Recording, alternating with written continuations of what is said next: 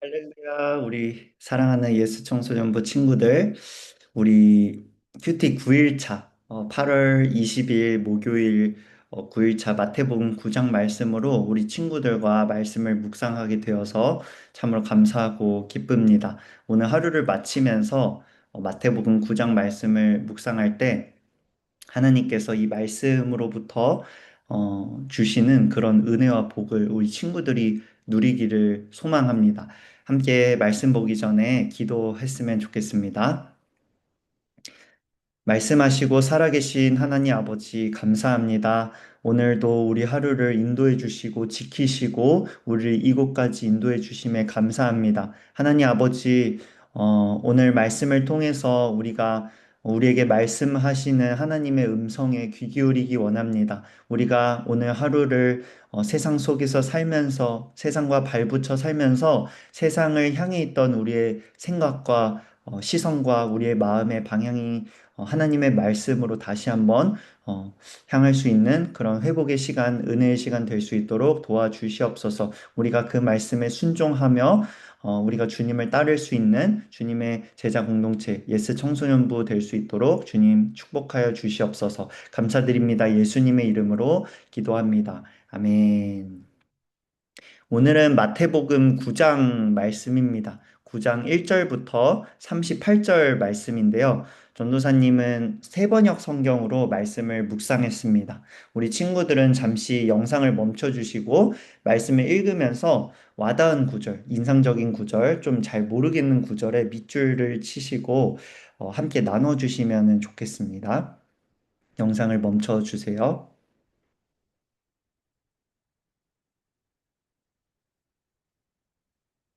네.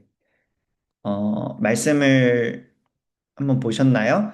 오늘 이제 마태복음 9장 말씀을 읽을 때 그 9장 전체를 관통하는 흐름이 있습니다. 뭐냐면 우리가 8장에서는 예수님의 권위를 이제 5장에서 7장까지는 산상수훈의 말씀이 나오고 8장에는 예수님의 권위가 자연과 질병과 어떤 귀신을 내쫓는 그런 영역에서 예수님이 정말 구원자시구나, 메시아시구나, 이런 예수님의 권위가 보여졌다면 오늘 말씀 9장에서는 그 권위가 죄와 영적인 영역까지 미친다는 것을 우리가 볼 수 있어요.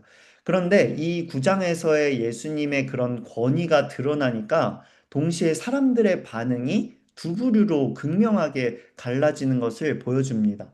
뭐 서기관들이 나오죠. 서기관들은 예수님이 이제 신성을 모독한다.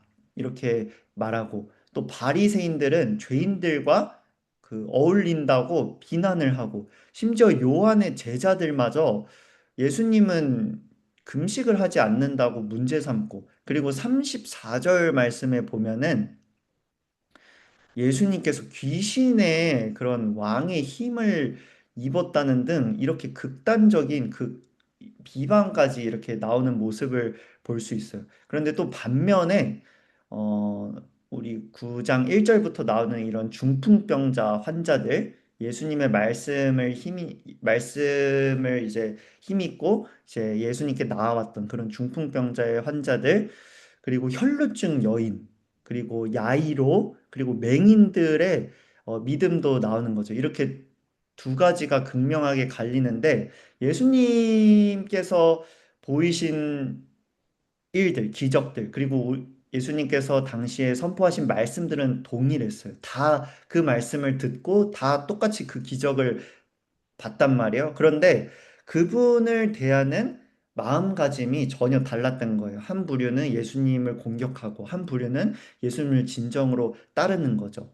이게 오늘 장을 묵상할 때 중요한 묵상 포인트가 되겠습니다. 오늘 말씀에서 조금 우리 친구들이랑 좀 나누고 싶은 말씀은 일단 1절부터 8절 말씀인데 예수님께서 중풍병자 환자를 고치시는 부분이죠. 근데 이 부분에서 좀 나누고 싶은 거는 예수님께서 이 전에도 뭐 나병 환자를 고치시거나 이렇게 병든 사람들을 많이 고치시는 부분이 이야기가 많이 나오는데 이 9장 1절부터 8절 말씀은 좀 특별한 게 있어요. 뭐냐면 예수님께서 이 중풍병자의 병을 고치시기도 전에 먼저 2절 말씀에 보니까 예수께서 그들의 믿음을 보시고 중풍병 환자에게 기운을 내라 아들아 내 죄가 용서함을 받았다 이렇게 말씀을 하세요. 그러니까 예수님께서 병을 고치시기도 전에 너의 죄가 용서받았다. 죄 사함을 먼저 선포하는 장면을 볼 수 있거든요. 이거는 그 전에 봤던 내용과 좀 다르죠. 그 전까지는 예수님께서 병을 먼저 고쳐주신 후에 그 다음에 이제 죄사함을 선포하시거나 이렇게 하는데 오늘은 반대로 하신 거예요. 이유가 뭘까요? 실제로 예수님께서 너의 죄가 용서되었다 이렇게 말하니까 율법학자 몇 명이 속으로 이 사람이 하나님을 모독하는구나, 신성 모독하는구나 이렇게 생각을 했습니다. 왜냐하면 죄를 용서하시고 죄를 사하실 수 있는 분은 하나님밖에 없었거든요. 근데 예수님께서 죄 용서를 해주시니까 이 서기관들은 아, 예수님이 지금 신성을 모독하고 있다. 자기가 하나님이라고 지금 말하는 것과 다름없다. 이렇게 얘기를 하는 거예요. 예수님은 의도적으로 죄사함을 먼저 선포하셨어요. 왜 그랬겠어요? 예수님이 하나님이기 때문에. 예수님께서 실제로 우리의 죄를 사하시고 이제 용서하실 수 있는 그런 권한이 예수님께 있다는 거를 알게 하기 위해서 예수님께서 일부러 이런 행동들을 보이신 거죠. 우리는 이 말씀을 묵상하면서 예수님께서 우리의 죄를 용서하실 수 있는 분이시구나. 예수님이 진짜 하나님이시구나를 알 수 있는 겁니다. 음, 우리 30절 말씀을 좀 볼까요? 30절 말씀. 30절 말씀에 예수님께서 맹인을 이제 고치시고 어, 그 아무에게도 알리지 말아라 이렇게 말씀하시는데 이 30절 말씀은 마태복음 8장 우리 전장에서 전도사님이 영상으로 왜 아무에게도 알리지 말라고 하셨는지 제가 잘 자세하게 설명을 해드렸습니다. 그러니까 그걸 참고해 주시면 될 것 같고요. 음, 저는 개인적으로 22절 말씀이 좀 많이 와닿았어요. 22절 말씀 읽어드릴게요. 예수께서 돌아서서 그 여자를 보시고 기운을 내어라 따라 내 믿음이 너를 구원하였다 하고 말씀하셨다. 바로 그때 그 여자가 나았다.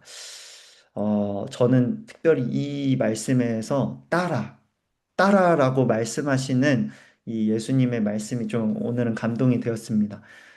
말씀을 좀 문맥을 보면, 예수님께서 이제, 어, 지도자 한 사람의 딸이 방금 죽어서 그 딸을 고치시기 위해서 가던 길에 어떤 12년 동안 혈루증은 피가 멈추지 않는 그런 병이거든요. 우리 여성은 달마다 이제 월경을 하잖아요. 그런데 월경을 하는데 피가 멈추지 않는 거예요. 너무 끔찍하고 무서웠겠죠? 그런데 12년 동안 이 여자가 그런 이 혈루증으로 고생을 하는데 이 여자가 예수님의 옷에 손을 댄 거예요.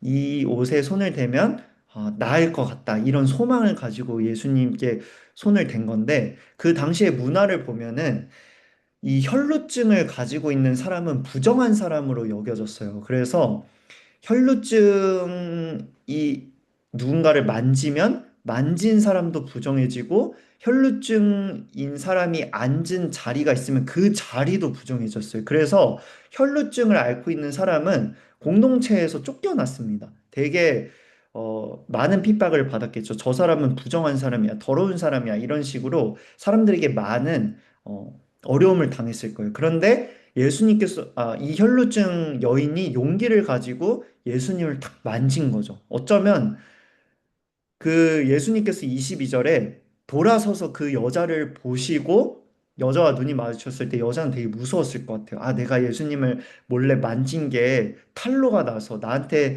해코지 당하면 어떡하지? 이런 상황 속에서 예수님께서 여자를 향해서 기운을 내라, 따라. 너의 믿음이 너를 구원하였다. 이렇게 말씀하시는 겁니다. 우리 친구들, 우리가 어, 세상 속에서 우리 학교 속에서도 그리고 여러 가지 관계 속에서도 우리가 이렇게 배척을 당할 수 있습니다. 우리가 막 무시당하고 인정받지 못하고 사랑받지 못하는 그럴 때가 있을 수 있는데 예수님은 그러시지 않으세요. 우리가 예수님께 나아가면 예수님은 우리를 내치거나 우리를 홀로 두시거나 우리를 버리시는 분이 아니십니다.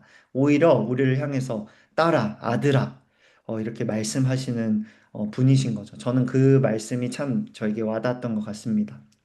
우리 친구들은 어떤 말씀이 와닿았나요? 오늘 9장 말씀을 읽으시면서 마음에 와닿았던 것들을 함께 나눠주시면 좋겠습니다. 제가 기도하고 마치겠습니다. 하나님 아버지 감사합니다. 우리 사랑하는 친구들과 이렇게 매일 한 장 한 장 말씀을 묵상하고 나누는 게 얼마나 기쁘고 감사한지 하나님 우리 예스 청소년부를 허락해 주심에 감사합니다. 우리가 말씀을 통해서 하나님의 마음을 알고 뜻을 알고 또 우리 삶 속에서 그 말씀을 순종하고 따를 수 있는 그런 말씀의 능력이 우리가 말씀을 묵상할 때마다 부어지기를 소망합니다. 우리 사랑하는 예스 청소년부 한 지체 한 지체 마음 가운데 말씀을 사랑하고 사모할 수 있는 마음을 허락해 주시옵소서. 감사드리며 예수님의 이름으로 기도합니다. 아멘. 감사합니다. 오늘도 수고하셨어요. 사랑합니다.